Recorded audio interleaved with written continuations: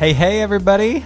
We're back. We're so excited. Today is going to be an amazing episode. We have got one of the most cool people that's actually our friend in real life, which is always fun.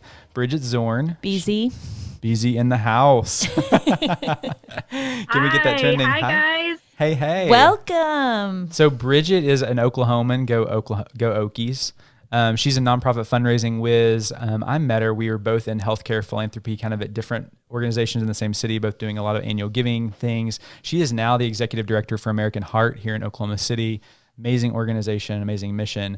But probably what most people know Brigeette for is just her love and investment in the values discussion. And that's where we really want to spend a lot of time with Brigeette today, because she's such an expert in this, but infusing values and getting those right in your personal life and in your organizations. And so I'm so excited for today's conversation. I feel like everybody that's listening can get something out of this today. So Brigeette, will you tell us just a little bit about yourself and fill everybody in?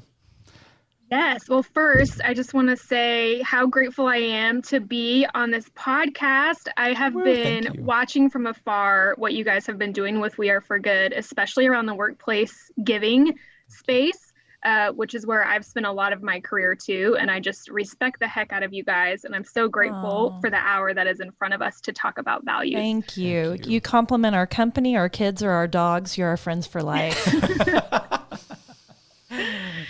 So I am a fundraiser. That is all I've ever done. I started fundraising when I was still in college as an undergrad. I did political fundraising and then did political fundraising at the national level right out of college. I spent some time in Washington, D.C. doing that. And it was a big fun time. But eventually my husband and I decided that we wanted to move back home to Oklahoma. And so we did that, and I was welcomed into a job at United Way, which in this community, I know United Ways are different across the country, but in this community, there is no better place to get plugged in to the nonprofit community and to learn the ropes in nonprofit than United Way. So I spent a few years there, and then I moved into healthcare philanthropy, where I served at a Catholic health system for 7 years. And I loved healthcare. I actually got a master's in health administration while I was there. Oh my goodness. And did a lot of different types of fundraising. I did annual giving, grateful patient fundraising, workplace giving, helped run some capital campaigns. So got a lot of different experience under my belt. And now I am leading the local office for a national nonprofit, which is healthcare based, which is just a really great fit for me. It incorporates that healthcare administration background and fundraising and nonprofit leadership, and I'm really loving it. I love it. Brigeette knows how to juggle all the balls, because I remember us having coffee back in our old days when we were both in healthcare philanthropy at the health systems, and you were in the middle of annual report season, and Brigeette was like, I'm editing like 16 versions of a different annual reports. And I'm like, how do you even have the brain power to do that? But I knew this was a special person that just can micromanage so many things. Not that sounds awful, but that's an amazing gift that you have to be able to do that. Juggle so many things. And an annual report, like, gosh, that's like buying tires for your car. Like, you hate doing it, but you have to do it on some level. So bravo. Yes.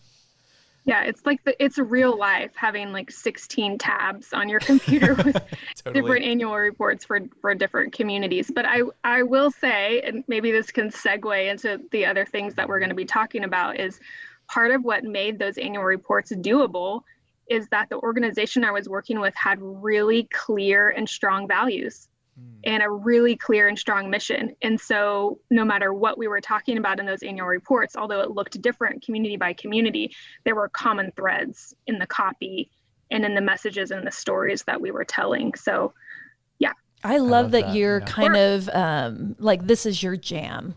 Values and what a thing to be focused on, because when I think of just corporate values, corporate mission, I mean, I go back to the corporate box, of which I'm always trying to break out of, because I don't want to be in a box ever in my life. And I want to, think of things radically, and innovatively. And I think about, we're going to sit down and we're going to have a staff retreat and we're going to talk about our mission.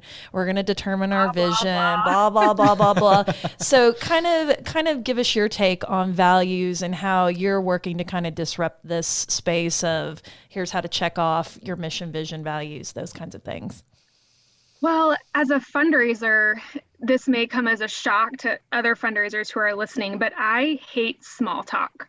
Like, I can do it. I can talk about the weather and last night's Thunder game and traffic. Like, I can do it, but it's not fulfilling to me, and I don't like doing it.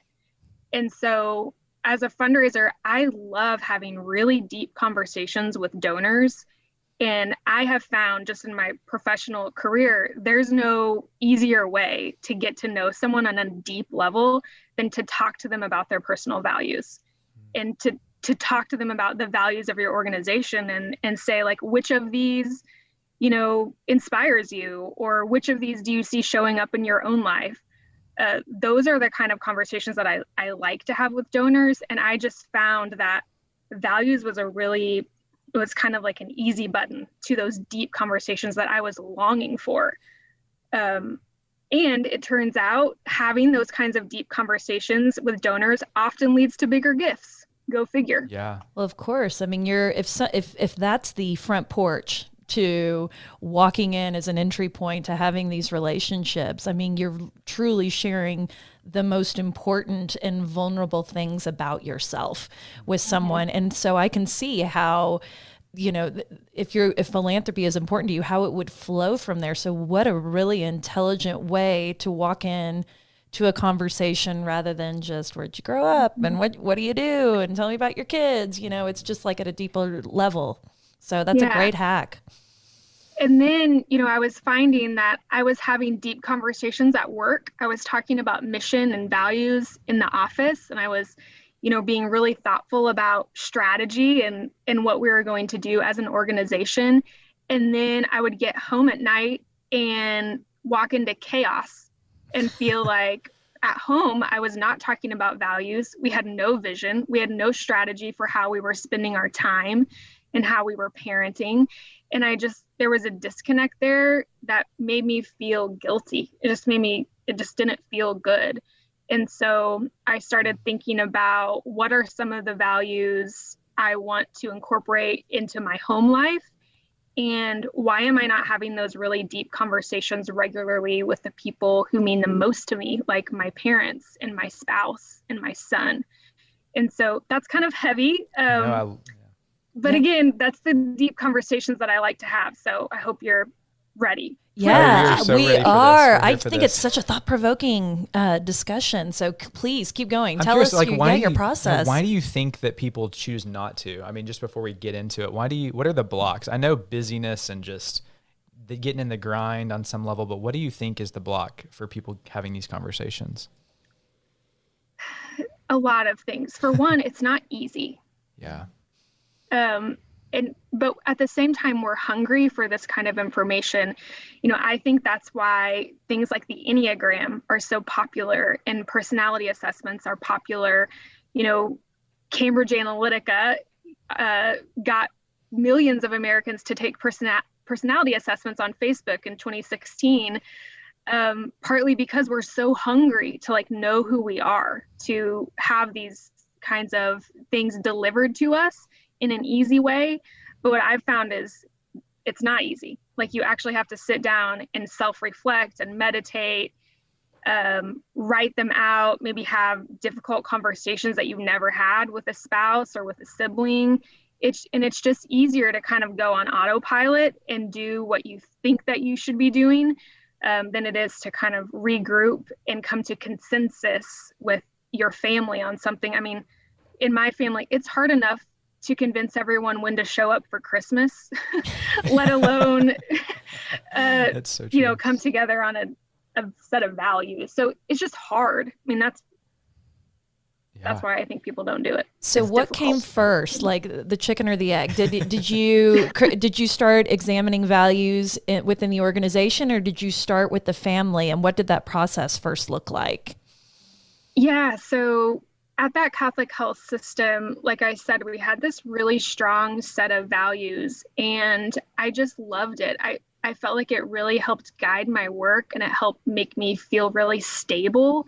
It gave me confidence to have big conversations with donors, and I was lacking that at home. I share this picture when I give talks about values of my grandfather's gravestone, which always gets kind of a gasp in a room, but it's not a sad picture. On my grandfather's grave marker, the words "Remember who you are" inscribed on his gravestone. And that has been a motto in my family as I was growing up. Remember who you are. My parents might have shouted that to me when I was running out the door as a teenager or something, like, remember who you are. And so I think I always had these questions deep down of, who am I? Like, who am I remembering to be? Or who are we as a family?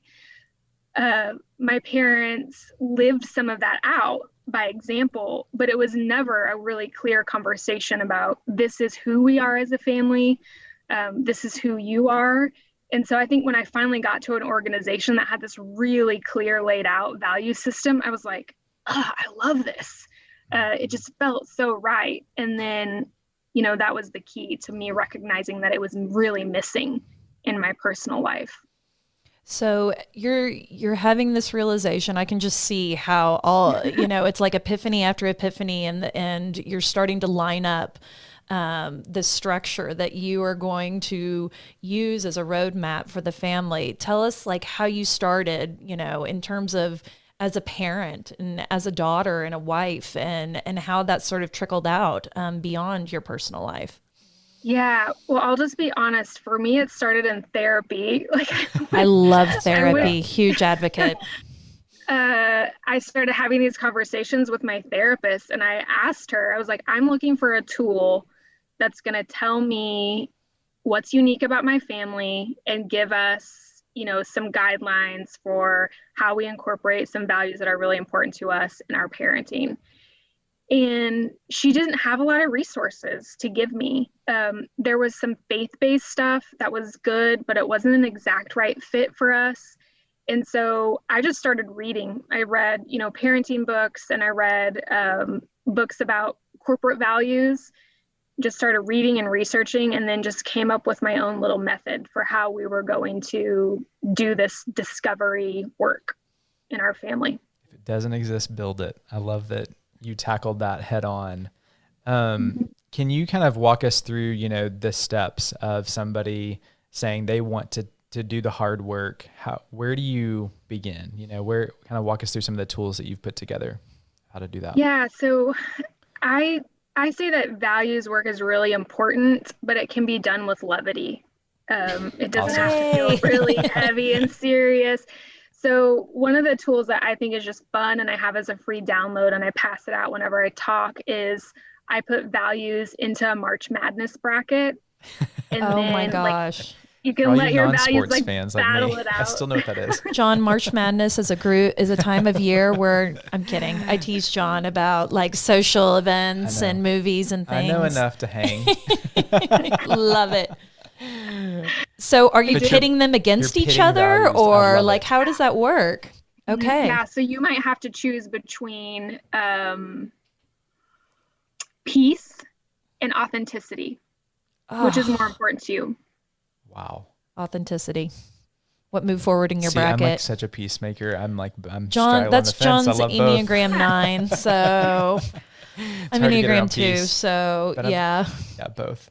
Yeah, that's fantastic. Yeah, and that's okay. Like that's what I love about self-study and values is we're all different. We all have these sacred values that guide us, and we just need to get quiet and listen to them. I tell people too, I like to think of values as like a drum beat that's going in your chest all the time. Like it might say humility, humility, humility, humility, and it's going and it's always been going. But if you don't get quiet and listen and spend time figuring out what your drum beat is saying, then you're really going to miss out on this really special piece of who you are. I love that. I'm just like trying to come to terms with all of it because this is such a huge topic. I hope that people that are listening at home are doing some of that self-reflection because, pre-COVID, I just think about our lives and I think about especially like my family's life at home. And it was just this relentless pace of white noise and stuff. And, you know, if there was ever any saving grace, and I'm sure everybody had felt this moment at some point during this pandemic, where you just kind of stopped and you just lived in the stillness. And anyone who knows me, I mean, I don't do anything slow. You know, I drive fast, I talk fast, I mean, I eat fast. It's just like finding a way to just sit in the stillness. And then we kind of looked at each other as a family and we're like, we're enjoying this.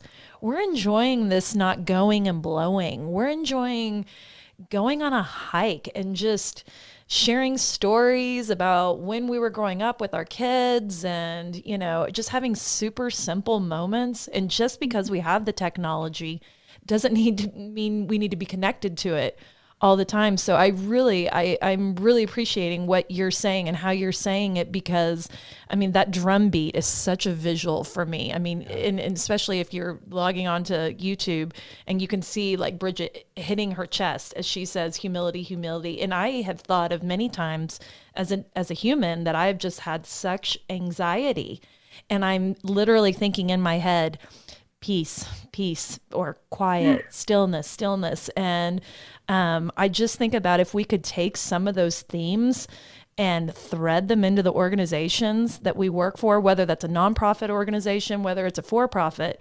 organization, like how could that even impact the culture? I would love for you to talk about that a little bit. I have a story that will help conceptualize how we use values, at least in my family. So before we did this values work, my family was spending a lot of time playing sports and watching sports. My son played soccer and golf. My husband plays golf. We were watching Thunder basketball, OU football, just a lot of sports. And I did not have the language I needed to articulate how I was feeling about that. I just had some like low level resentment, and I wasn't happy spending all of my time on sports. But my husband and I discovered when we did this values work that we have a shared value of nature. And so now, like when I'm feeling resentment about how much time we're spending on sports, I have this word that I can drop into conversation or that I can throw on our calendars and say, we haven't spent enough time in nature, you know, this month, or I'm going to carve out some nature time on our calendars. And it just helps us, you know, have the language to work through conflict and have the ability to focus together on things. And that works in the workplace too, because we're always going to have conflict in the workplace. But if we have a shared language and a shared vision around values, it can help us articulate when things feel off, and it helps us make decisions. I love that. That's so beautiful. Yeah. Yeah, because you guys can actually go back to the thing that not only connects you, but kind of refills you. Centers you. Yeah, absolutely. And it's so much better than my husband and I's key phrase, which is Falcor, the little white flying dog from the Neverending Story. That is our key word to each other when we want to leave an event, is we walk up and say Falcor. Now you know, everyone, if we are at your event and Kyle leans over and says Falcor, we are leaving. Yours is a much healthier approach. Yes, marital communication is important. So, yeah, oh, go ahead, John. No, I mean, I think there's just so many jumping off points here, right? What do you advise? You know, we've all been parts of different organizations, and I think the values in some places are more culturally bound and accepted and whatnot. What do you do, and how do you do the difficult work if you find yourself in an organization, or maybe you're the leader? I mean, as an executive director, when you just feel like you need to go further, is it a giant group discussion? Because that feels like that never works well. How do you guide an organization to new values and land on something that, you know, is going to resonate? Yeah. So in my research, what I think is best if you want to reset on your values, or maybe come up with a whole new value system for your company, what I think is best is that you have the core leaders of that company gather together to come up with the values and your vision for your company. For a nonprofit, maybe that means some legacy board members or donors get to be a part of that conversation. I prefer like a smaller group approach to maybe inviting everybody in the company or organization to fill out a survey or come to a values retreat. Because what can happen is the values of those individuals might start to wash into the values of the company. And what we want is for the company, the organization itself to have really strong values, so much so that we are luring, individuals and donors who have those same values to us, but we're not necessarily being swayed by, an employee who may have only been there 1 or 2 years and doesn't yet have, a really strong stake. We don't want to be swayed necessarily by their opinion about what our values should be. And I know that might not be a popular answer. I can see that, some employees might be prickly about not getting invited to the values discussion, but it's the same in families. My husband and I didn't invite our 5-year-old into the values discussion. Yeah. And I don't want to compare employees to children. I'm not trying to do that, but we are the leaders of our family, and it is our responsibility to set the values of our family, just like it's the responsibility of leaders to set the values of their organization. And that doesn't mean that you're not listening to me. Correct. I mean, because, one of our values as a company, in fact, we call it our belief, the very first one is that everyone matters, because we know that we have an obligation to listen to everyone's opinion, allow them to speak in to where we're going, but they're not necessarily, if you have a frontline employee, they're not exactly steering the ship, that's not their role. And so I really do like this concept of, I think that's where we drop the head explosion emoji of like a values retreat has such a warmer ring to it than we're going to get together, in staff meeting and talk about our mission and values. It's like that is such a heavier topic, and it really is a retreat because retreats are more exploratory and conceptual, and we're kind of just lifting that up. I think that's fantastic, and I just love that you said that. Where I would recommend that you invite, maybe an entire team in or some other key volunteers in is once you have those values chosen, then you would invite them to let's come up with a shared definition of this value. Let's make sure that everyone understands exactly what this means and how we're going to operationalize it into what we do. There's a statistic that I like from Brene Brown, and she says that only 10% of companies have operationalized their values. And that means that they're using them every day. They're actually using them to make strategic decisions. They're using them in conversations with each other, internally and externally. It's part of who they are. Only 10% of companies have done that. That means that we have a lot of companies and organizations whose values are in a drawer somewhere or stagnant on a web page that hasn't been looked at, in 3 or 4 years. And so we need everyone's help in like defining values and operationalizing them. We just don't necessarily need everyone's help to come up with what they are. Yeah. So I want to circle back. You talked about how values can really aid in the fundraising process. And we have a lot of, frontline fundraisers that listen. How do you have that conversation with the donor to understand their values? How do you find to draw that out? Is it observational, and I know we always talk about you kind of can observe someone's office and know everything about them on some level. What are those kind of leading questions that you would advise us to get to know somebody on that level? Yeah, I think a lot of those questions just start with why. Like why our organization? Why are you thinking about making this gift? Why have you made, such and such gift in the past? And then, tell a story. I heard you guys interview someone about storytelling the other day. I listened to that first podcast episode, and I think we can use values in our storytelling. So when I was at that health system, you might tell a story about dignity, which is one of our guiding values, and say, this is how dignity showed up, last week. This is the story, and I want to share this with you, and then get their response to that. I love this. John and I are like looking across at each other over our microphones, like, yes. And the fact that you picked dignity, is there a better value for healthcare philanthropy than dignity?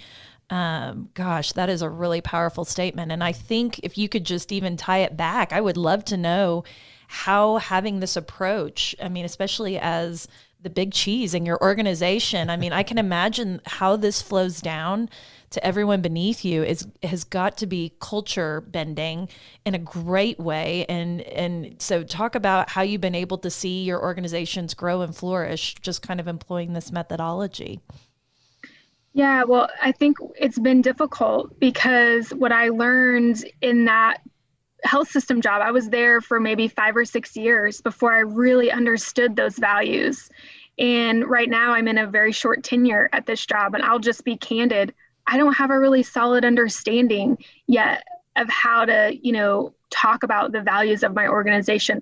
There's some buzzwords that I can use like innovation and equity, and I know exactly what those mean and how to talk about them, but I don't have that like heart and soul feel connection to the values yet. I know that I will. And I think that's a really important piece of employee engagement. Another statistic that I love is I think it's like 80% of millennials are looking to align their values with a company's values. That's what they're looking for when they look for jobs. I think that came from American Express workplace survey. Awesome. And I definitely did that when I chose a new company. So I'm looking forward to that kind of heart and soul connection to the values of my organization. It's coming, and I'm excited to learn and grow into it. And you had talked about earlier just how values can attract donors to the brand. We talked about this offline before we actually started the interview, and I thought this is fascinating. And just even attracting employees to your company. Can you give our listeners a little bit of context on that? Yeah, so there's a lot of research that shows that customers are seeking out brands that share their values. There's some well-known brands that we can think of off the top of our heads, like Patagonia is one, for instance, that has very clear values in environmentalism.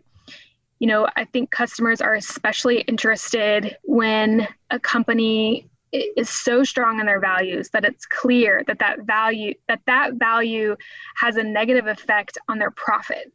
Like Patagonia wants you to fix your fleece before buying a new one. That's a really powerful example of living into your values, and that attracts customers. And that's what I think the evolved state today of people today are looking for authenticity, and consumers are looking for authenticity. So checking the box of just saying these are our values, whether they're represented in what we do, like you get called out, like in social media and all the places. So I love that it's kind of this check, that people would call out Patagonia if they weren't living up to what they say that they value.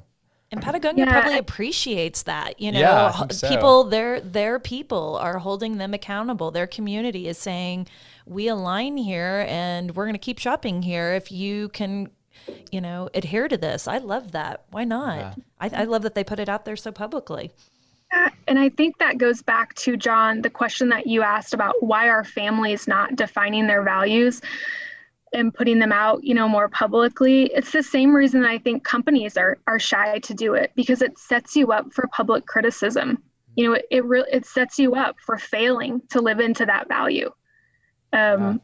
It's scary to put yourself out there like that, but I think it's worth it. When I talk to families and companies about values, I say, there might be a time when someone puts you on the spot and says, I disagree that you are living into this value. And that's okay. Like, that's why you put it out into the world. Yeah. Is so that it serves as a guidepost. As a baseline, for what your expectations for yourself. That's really, really powerful.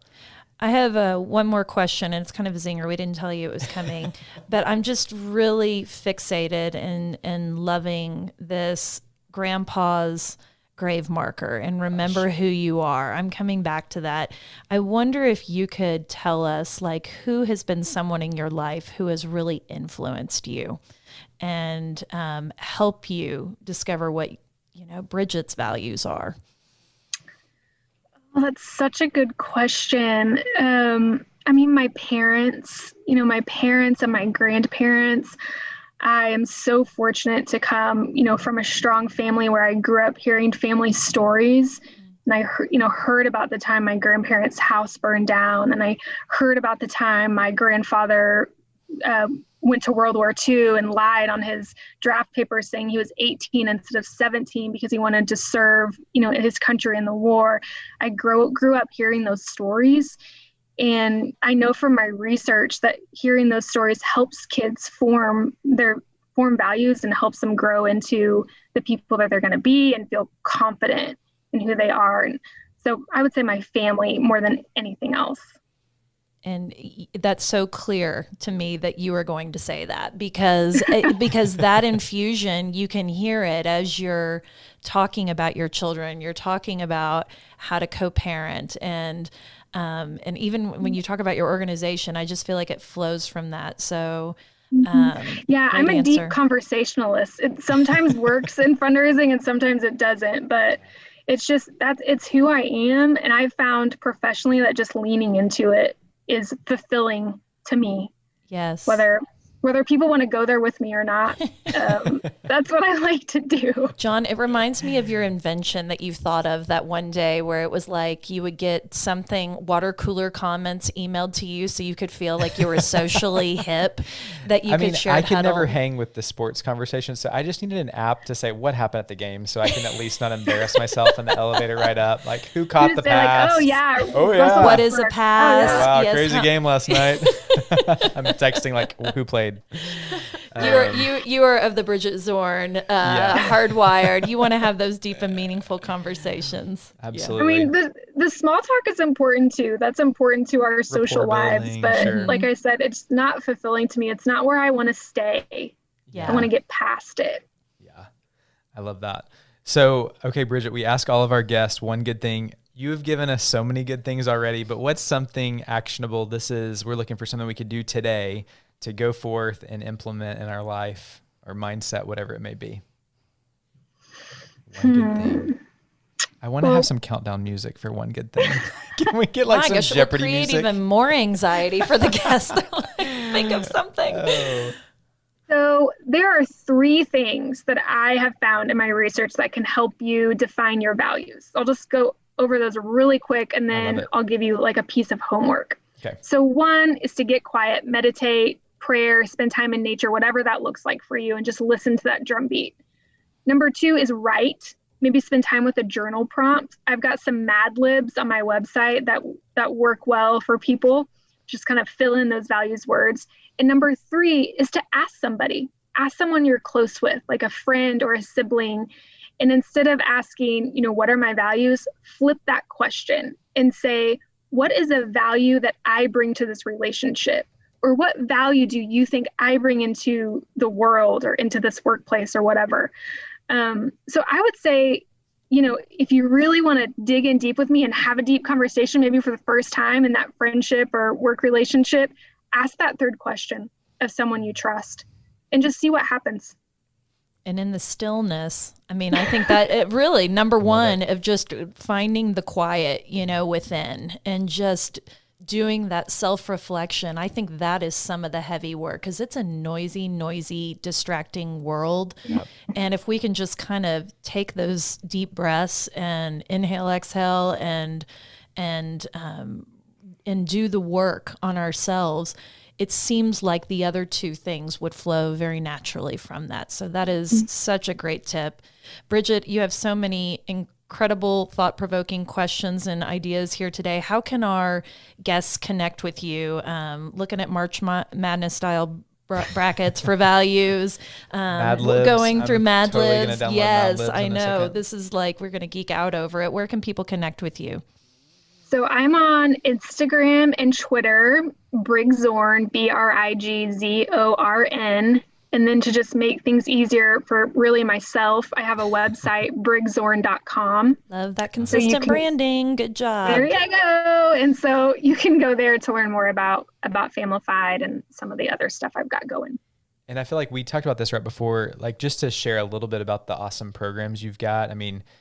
You've served families to help them through this process, but you also serve organizations. Will you just tell us real quickly about those 2 tools that are out there so we can connect people to them? Yeah. So when I first put that bracket online, it was specifically for families, but in the little widget, the download widget, I put a survey in there and I asked people, are you interested in values for yourself, your family, or your company? And resoundingly, I've had hundreds of people download the bracket. Over 60% of people say they're interested in values for themselves.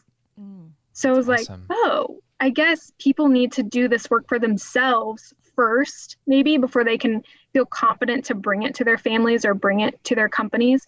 And so I started with Familified, that was specifically for families. And then I also have some products that are labeled Identified, which can help you identify your personal values. And that was, I didn't know that I was going to be heading in that direction, but that's what people were telling me back when they downloaded the bracket. She probably figured it out during her self-reflection time. Totally. Yes. And lesson there, people tell you what the needs are, listen Totally. to people. Like, this is a lesson I'm taking right now. Well, and Listen. people who love you and are close to you and that you trust, they will tell you the truth. And sometimes they see what we have blinders for. And so I just think that is a really excellent exercise. Brigitte, I'm walking away from this conversation with the value of gratitude. Thank Seriously. you so much for just bringing this excellent discussion to our podcast and to our community. I think it's so helpful. We appreciate you. Thank you guys so much. This was fun. Have a great day. Awesome.